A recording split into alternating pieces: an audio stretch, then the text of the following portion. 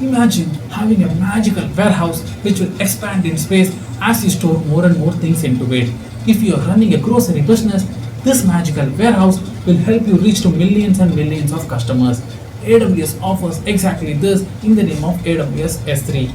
Unlimited storage, just one catch.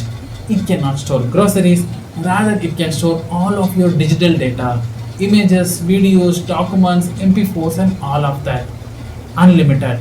Now think you are an entrepreneur and you are building an own app very similar to Snapchat or Facebook.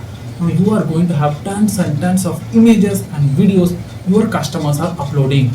AWS S3 will be the perfect warehouse what you will choose to store all of that data. Like how physical warehouses gives you different flexibility and different option. Like warehouses which are within the city can help deliver things faster, but the rent of the warehouse is costlier. And warehouses located outside of the city are cheaper to rent, but it will take time for things to ship to the customers. Very similar to this, S3 offers various different options. It gives you cheap storage but slower, and also gives blazing fast storage as well. It all depends on your needs. The pricing of S3 is very simple. It depends on how much you store, how long you store, and where do you store. Is your warehouse located within the city or outside the city?